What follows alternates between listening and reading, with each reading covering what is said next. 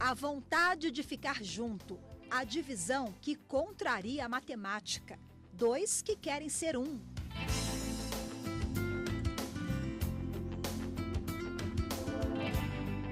O tempo passa, a sociedade muda, mas a necessidade de proteção, de segurança, tem que estar garantida. Mais que isso, as garantias precisam ser as mesmas para as duas partes. Antigamente as pessoas viviam sempre em união estável. Eu gostava de fulano, fulano gostava de mim, eles se uniam, constituíam família, aquilo lá era a família deles, não tinha um contrato, né? Às vezes tinha uma celebração no grupo que eles estavam inseridos e aquilo ali valia como o reconhecimento da vontade deles. Então, a união estável é mais ou menos isso que existia antigamente, que existia justamente da pessoa olhar para o outro e falar assim, é com você que eu quero ter minha família, é com você que eu quero ter meus filhos, é com você que eu quero construir minha vida. Então, a união estável é basicamente isso. E, com o passar do tempo, com a gerência do Estado, da igreja, nas relações humanas, determinou-se que deveriam se fazer um contrato registrado, onde o Estado poderia ter um controle sobre o patrimônio, a ideia principal, pelo menos nos estudos que eu já acompanhei e que eu faço, é que a intenção principal é fazer o registro do início disso, da constituição do patrimônio, em caso de separação, que as partes tenham proteção desse patrimônio.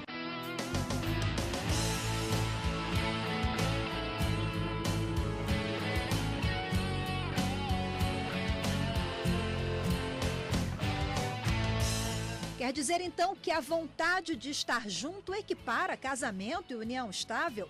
E as regras são as mesmas para casais héteros e homoafetivos? Olha, se o assunto em questão fosse a herança, o Código Civil de 2002 estabeleceu a diferença. O companheiro teria direito a herdar a mesma cota dos filhos comuns, apenas em relação aos bens deixados, que tivessem sido adquiridos em conjunto durante a união. Mas se os filhos fossem só do viúvo, iria receber a metade que cada um dos filhos recebesse. Já o viúvo casado, sob o regime da comunhão parcial de bens, teria direito a concorrer com os descendentes em partes iguais, ou seja, na mesma proporção, mesmo que a esposa tivesse descendentes de outro casamento. O Código Civil de 1916 existia uma equiparação. Aí, com o Código Civil de 2002, houve uma alteração gerando um desequilíbrio justamente na questão de quem era casado e de quem vivia em união estável, né? Aí, o que acontece? Todo esse desequilíbrio, tirando essa equiparação, fez com que surgissem várias demandas judiciais, né? Porque se você era casado, você sabia que dependendo do seu regime de bens, era só se aplicar o regime de bens, você sairia com aquilo que você determinou no seu regime de bens. E no caso de falecimento, teria-se direito à herança do decúges, né, do falecido. No caso da união estável, se fosse união estável e houvesse o falecimento, aí iria se analisar se tinha filhos comuns ou se não tinha filhos comuns, e aí se herdaria uma cota dessa herança somente, né? E aí seria uma herança um pouco mais complicada, porque se não tivesse filho comum, não se teria esse direito também. O Código Civil, no artigo 1790, que trata do assunto, diz o seguinte: a companheira ou o companheiro participará da sucessão do outro, quanto aos bens adquiridos onerosamente na vigência da união estável, nas seguintes condições: 1. Se concorrer com filhos comuns, terá direito a uma cota equivalente à que por lei for atribuída ao filho.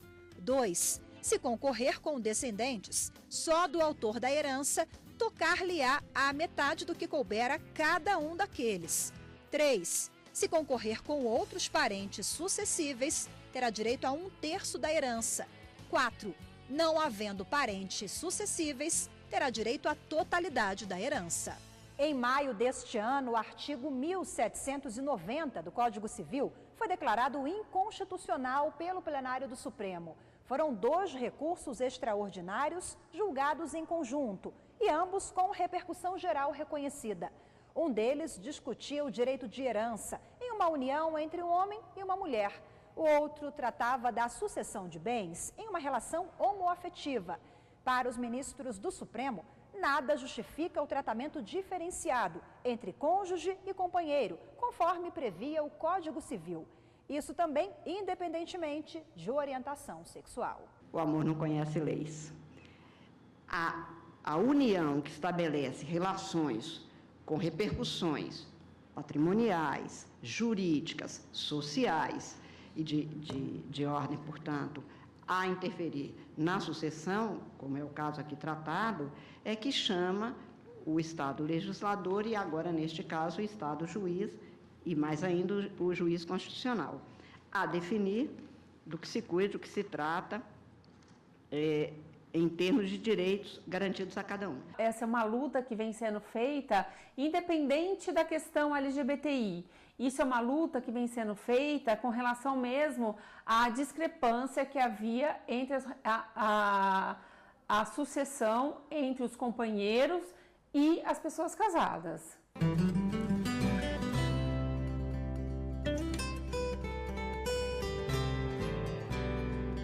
Michel Platini e Rafael Lira formalizaram a união no fim do ano passado.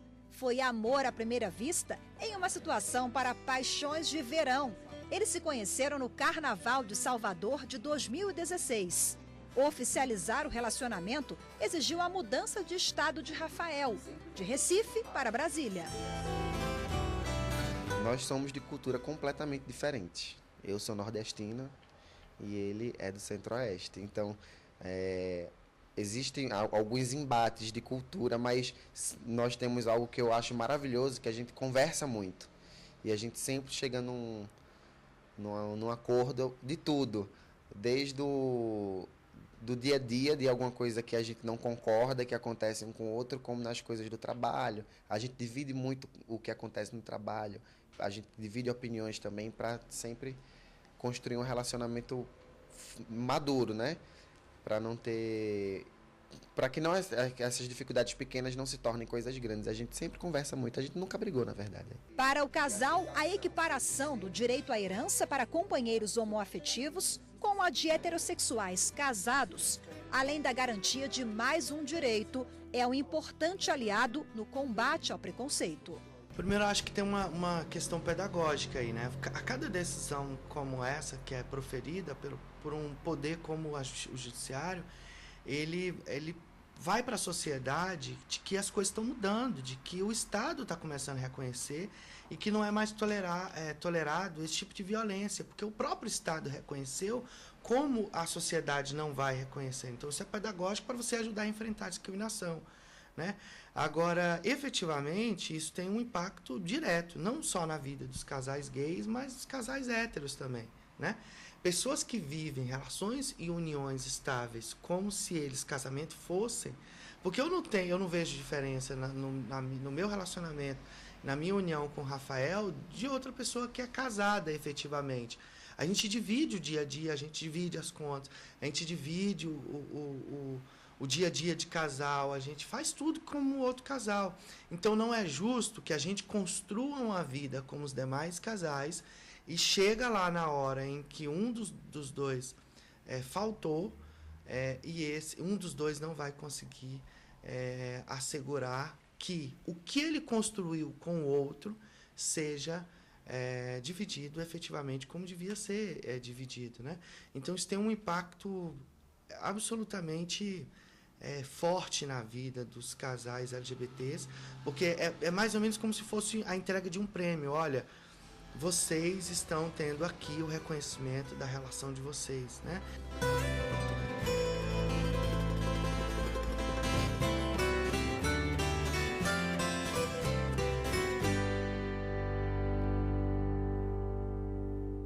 Daqui a pouco, depois do intervalo, grandes julgamentos do STF mostra como votou cada um dos ministros do Supremo na sessão que declarou a inconstitucionalidade de um artigo do Código Civil sobre o direito de herança. O dispositivo diferenciava a forma de sucessão de bens entre pessoas casadas e as que viviam em união estável.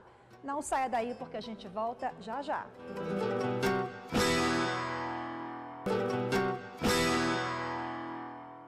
Direitos iguais na partilha da herança.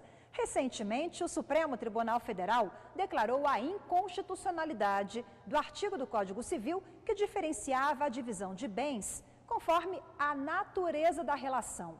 Nos casos em que o falecido não tinha descendente nem ascendente, o viúvo teria direito a herdar todos os bens em caso de morte, se eles fossem casados. Já quem tinha união estável, neste caso, herdaria apenas 1/3. A grande diferença é que o cônjuge era considerado herdeiro necessário e o companheiro não, de acordo com a redação do artigo. A partir de agora, cônjuges e companheiros terão os mesmos direitos para fins sucessórios. Você vai ver como votou cada ministro do Supremo neste julgamento. Trata-se de institutos díspares, com regimes jurídicos próprios, especialmente no âmbito patrimonial. E não existe campo para potencializar a união estável, sob risco de suplantar o próprio casamento. Então, por qual razão o artigo 226, parágrafo 3º da Constituição, ao prever a união estável e legitimá-la, prevê também a sua eventual conversão em casamento? Porque, para a ordem jurídica, o casamento é muito melhor do que a união estável, sob esse aspecto. O centro da questão é a análise da proteção à família. Essa corte já definiu que a família não é só, e isso diz o artigo 226 da Constituição, ela não é só constituída pelo casamento civil. Para decidir a questão, os ministros analisaram 2 recursos extraordinários em conjunto. O de número 646.721, de relatoria do ministro Marco Aurélio, envolvendo união homoafetiva, e o RE número 878.694, que tinha como relator o ministro Luiz Roberto Barroso e discutia direitos de herança em uma relação heterossexual.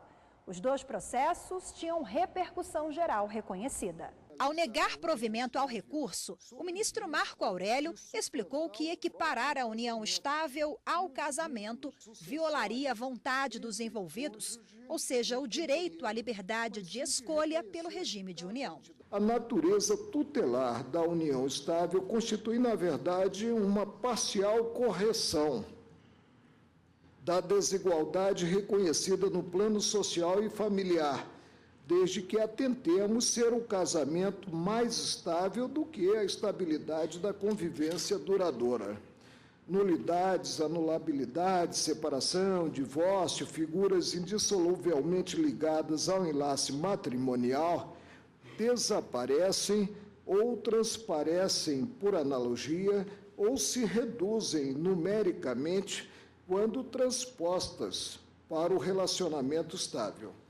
Prossigo no voto. A distinção entre os institutos é evidente. Não se trata, portanto, de considerar uma suposta superioridade ou inferioridade de tratamento sucessório entre cônjuge e companheiro, mas sim de reconhecer que cada entidade familiar é única no seu modo de constituição e funcionamento. O voto foi seguido pelo ministro Ricardo Lewandowski. O Constituinte, ele distinguiu entre esses 2 institutos, a união estável e o casamento. São 2 institutos distintos, claramente distintos. E distintos, como diz também o parecer do Ministério Público, no que tange à formalidade, à invalidação, à eficácia, à dissolução, ao regime patrimonial e sucessório. Já para o ministro Roberto Barroso, relator do outro recurso que discutia direito à herança de uma companheira heterossexual, o artigo do Código Civil questionado seria discriminatório. Ele lembrou ainda que depois da Constituição de 88, foram editadas 2 leis, a 8.971, de 94, e a 9.278, de 96, que equipararam os regimes jurídicos sucessórios do casamento e da união estável. Por qual razão o artigo 226, parágrafo 3º da Constituição, ao prever a união estável e legitimá-la, prevê também a sua eventual conversão em casamento? Porque, para a ordem jurídica, O casamento é muito melhor do que a união estável, sob esse aspecto, por motivo de segurança jurídica. O casamento, mediante um contrato formal assinado, não deixa a menor dúvida, ao passo que a união estável, em certos casos, pode precisar ser comprovada por meio de provas e por meio de evidências. Portanto, é uma questão de segurança jurídica e não uma questão de um instituto, o casamento, ser hierarquicamente superior ao instituto da união estável. Portanto, quando a Constituição diz que a lei deve facilitar a conversão, é porque para a ordem jurídica é melhor lidar com um casamento do que com a união estável para fins de segurança jurídica. Mas a ordem jurídica, evidentemente, e a sua conveniência não deve se sobrepor às escolhas legítimas que as pessoas fazem relativamente às suas relações pessoais. O ministro Dias Toffoli divergiu do ministro Barroso. Para Toffoli, o Código Civil não contrariou a Constituição ao diferenciar a divisão de herança entre companheiros e cônjuges, e nem representaria um retrocesso em termos de proteção social. As entidades familiares são distintas, como especificado na Constituição Federal. O casamento, portanto, não é união estável. Se a união estável é casamento, o casamento teria que ser união estável. O casamento, portanto, não é união estável, o que autoriza que seus respectivos regimes jurídicos sejam distintos. Se não são iguais, na Constituição, eles podem ter regimes distintos pelo legislador ordinário. Antes disso, em agosto de 2016, o entendimento do relator, ministro Roberto Barroso, foi seguido pelos ministros Edson Fachin, Teori Zavascki, que morreu em janeiro deste ano, Rosa Weber, Luiz Fux, Celso de Mello e pela presidente, ministra Carmen Lúcia. A alegação de que o Supremo estaria a interferir até no direito de amar, eu sempre digo que o Estado só entra nas relações quando meu bem vira meus bens. Porque enquanto está tudo bem, ninguém nem está se lembrando da existência do Estado. Quanto ao amor em si, claro, como dizia outra Carmen muito mais famosa, que é a Carmen do Bizet, o amor não conhece leis. Tenho para mim, portanto, que a declaração incidental reconhece ou homenageia a tentativa que fizemos na interpretação dada, a equiparação das uniões estáveis àqueles que formalizam os seus contratos de casamento com igualdade de direitos, ao princípio maior desta Constituição, que é o da dignidade, que supõe a liberdade com responsabilidade e a igualdade em todos os tipos de relações a partir das opções feitas livremente. A opção por esse ou por aquele modelo de família não pode impor àquele que realizou a opção uma escolha de um modelo preferencial, como se houvesse uma restrição da liberdade moral de eleição do respectivo modelo de família.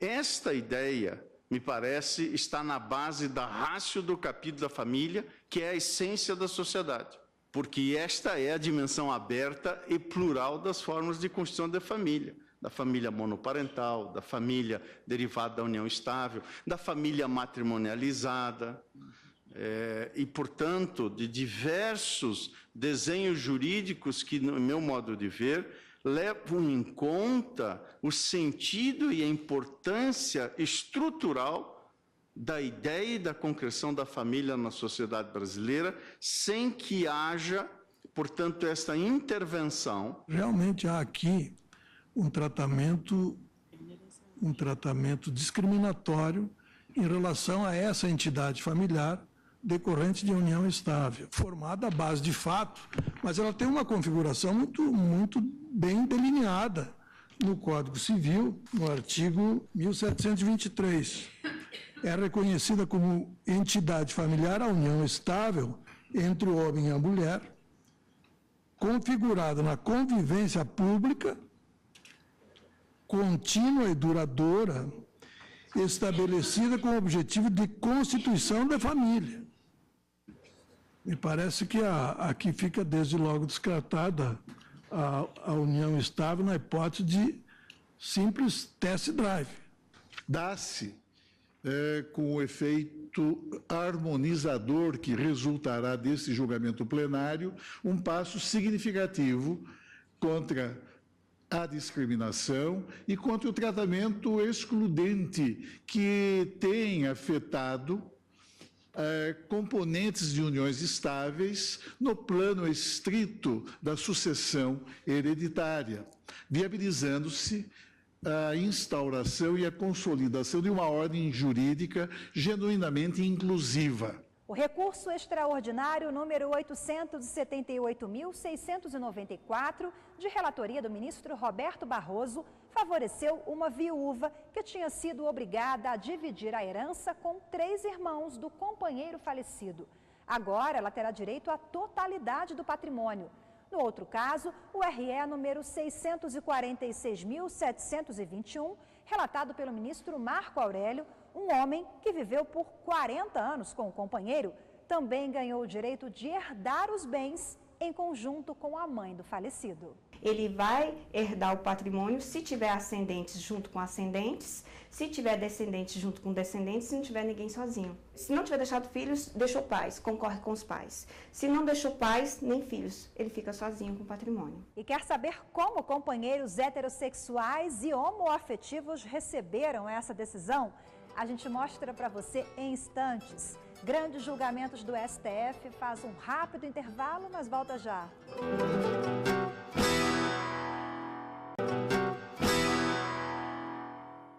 O julgamento em que o plenário do Supremo Tribunal Federal afastou a diferença entre cônjuge e companheiros para fim sucessório. É este o tema do programa Grandes Julgamentos do STF de hoje. Entendimento que deve ser seguido em processos que discutem o direito à herança para companheiros do mesmo sexo ou heterossexuais nos tribunais de todo o país. A união estável tem crescido no país nos últimos anos. Segundo o IBGE, em 2012, esse tipo de união já representava 1/3 das relações afetivas formais no país. Dados do Colégio Notarial do Brasil, entidade que reúne os cartórios de notas, mostram que as pessoas têm preferido a união estável do que o casamento. Entre os anos de 2011 e 2015, enquanto o número de casamento aumentou 10%, de 1.026.000 para quase 1.132.000, as uniões estáveis cresceram 57%. O salto foi de 87.000 para quase 137.000. A união estável, o que acontece? Quando 2 pessoas querem ficar juntas e ela tem alguns requisitos. A vontade de ficar junto, não precisa morar sob o mesmo teto, mas elas precisam ser reconhecidas pela sociedade como a vontade de constituir uma família, né? E ser considerada pela sociedade como companheiras, né? Os empresários Alessandra Baliza e Nayuki Lima fazem parte da estatística das uniões estáveis há 9 anos. Uma expressão que no dia a dia não faz a menor diferença. Aliás, nem costuma ser lembrada. Aqui eles garantem, o que importa mesmo é a cumplicidade. Como a gente foi morar junto com muito pouco tempo de relacionamento, a gente foi construindo realmente, né? Então essa necessidade de ir para uma igreja, fazer um casamento, assinar um documento, no dia a dia se transformou em diferente para a gente. A gente trabalha junto, a gente constrói junto, a empresa, nós somos sócios. Então foi depois que a gente começou a morar junto que a gente foi comprar apartamento. Então parece que já é um conjunto, não tem assim, é meu, é seu, a gente vai ter que dividir, é nosso. Então não teve essa diferença de falar, olha, a gente está indo morar junto, a casa é minha, o carro é seu. Não, a gente construiu tudo junto. Então a gente não vê essa necessidade nem de mencionar, né? O casal acredita que a decisão do Supremo é mais uma forma de reconhecimento e de garantia para a família. Isso, na verdade, é muito importante, né? Ter esse direito, porque a gente não sabe o que pode acontecer amanhã, né? Então, assim, ter esse direito de ter a divisão dos bens, né? No caso de falecer também, a sua companheira, o seu companheiro ter todos os direitos, isso é muito interessante, seus filhos. Principalmente pela burocracia que era antigamente. Você ia ter que levar um processo longo para provar que você era casado com a pessoa, que você realmente construiu aquilo ali junto. Hoje em dia, não, esse processo com certeza vai ser mais rápido, né? E já está aí, né, legalizado, a gente vai ter direito e mais uma vez, acaba adiando um pouquinho mais da gente ir lá no cartório, né? O patrimônio particular do falecido que vira herança, certo? A gente até comenta que de 50% desse patrimônio, a pessoa pode dispor à vontade para quem quiser, mas os outros 50% não pode porque vai para a legítima. A legítima é onde estão os herdeiros, certo? Aí o que vem a ser essa decisão? Vem equiparar a condição de herdeiro tanto da pessoa casada quanto da pessoa em união estável. Está vivendo uma vida e colaborando como qualquer outro casal da sociedade, presente na sociedade. A gente paga impostos, a gente paga água e luz como todo mundo, a gente lava a louça como vocês viram, como todo mundo, a gente faz comida, a gente cuida um do outro como todos os outros casais. É um prêmio de tudo o que a gente fez até aqui como cidadão de bem, contribuindo para essa sociedade, fazendo o nosso papel, pagando os impostos, fazendo tudo em dia como a gente via fazer. É um reconhecimento, é um prêmio, é uma coroação de que a gente está fazendo a coisa certa. Foi também no mês de maio, 6 anos atrás, que o Supremo reconheceu a união estável para pessoas do mesmo sexo. A partir de então, casais homoafetivos tiveram reconhecidos vários direitos, assegurados a homens e mulheres que vivem juntos. A gente não conseguia... Isso aqui, por exemplo, né? A inclusão do Rafael no plano de saúde, isso tem muito simbolismo para a gente, né? Sem esse papel aqui, a gente não conseguiria o reconhecimento do Rafa, a gente não conseguiria fazer uma inscrição em um clube que seja uma coisa tão simples, que a gente vai pagar assim como qualquer outra pessoa, a gente não conseguiria estar lá como casal, estar lá enquanto entidade familiar. A cada decisão como essa, que é proferida por um poder como o judiciário, ele vai para a sociedade de que as coisas estão mudando, de que o Estado está começando a reconhecer e que não é mais tolerado esse tipo de violência, porque o próprio Estado reconheceu, como a sociedade não vai reconhecer. Então isso é pedagógico para você ajudar a enfrentar a discriminação, né? Agora, efetivamente, isso tem um impacto direto, não só na vida dos casais gays, mas dos casais héteros também. O que é a realidade? A realidade da nossa sociedade é que as pessoas se unem. Não importa se numa relação do mesmo sexo ou de sexo diferente, elas se unem e dessas relações decorrem direitos. E hoje nossa jurisprudência está bastante avançada em reconhecer que esses direitos são iguais. Mais uma vez, o STF foi brilhante nesse sentido de se falar que o direito a ser herdeiro, mesmo em uma união estável, vale tanto para a relação homoafetiva quanto para a relação heteroafetiva. É uma equiparação geral.